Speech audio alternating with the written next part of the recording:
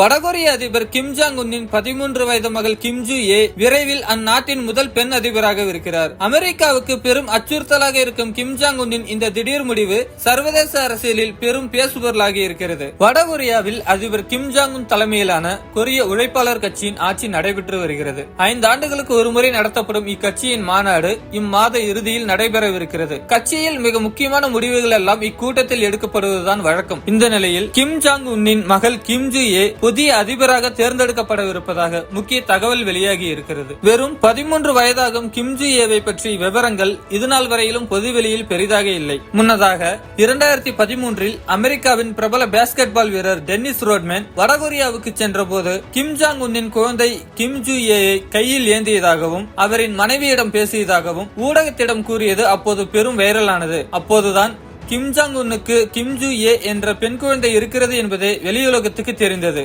ஆனால் அதன் பிறகு அவரின் ஒரு புகைப்படம் கூட வெளியில் வரவில்லை. இத்தகைய சூழலில் கிம் ஜூ ஏ முதல் முறையாக 2022இல் தனது தந்தையுடன் பொதுவெளியில் தோன்றினார். 2022 நவம்பர் 18ஆம் தேதி வடகொரியாவில் நடைபெற்ற கண்டம் விட்டு கண்டம் பாயும் ஏவுகணை சோதனை நிகழ்வில் தனது தந்தையுடன் கிம் ஜூ ஏ பங்கேற்றார். அதன் பின்னர் தொடர்ச்சியாக தனது தந்தையுடன் பல்வேறு முக்கிய நிகழ்வுகளில் அவர் பங்கேற்றார். குறிப்பாக கடந்த ஆண்டு செப்டம்பரில் சீனாவில் நடைபெற்ற ராணுவ அணிவகுப்பில் தந்தையுடன் அவர் பங்கேற்றார். இந்நிலையில்தான் கிம் ஜூ ஏ புதிய அதிபராக தேர்வு செய்யப்படவிருப்பதாக முக்கிய தகவல் வெளியாகி இருக்கிறது. இதன் மூலம் கிம் குடும்பத்திலிருந்து வரும் 4ஆம் தலைமுறை அதிபராக கிம் ஜூ ஏ பதவியேற்கவிருக்கிறார். அது மட்டுமல்லாமல் 1948இல் வடகொரியா என்ற தனி நாடு உருவானதிலிருந்து ஆண்கள் மட்டுமே அங்கு அதிபராக இருந்து வரும் நிலையில் அந்நாட்டின் முதல் பெண் அதிபர் என்ற சிறப்பையும் கிம் ஜூ ஏ பெறவிருக்கிறார். மேலும் 2019 முதல் வடகொரியாவின் அதிபராக இருக்கும் கிம் ஜாங் உன்னுக்கு வெறும் 42 வயதே ஆகும் நிலையில்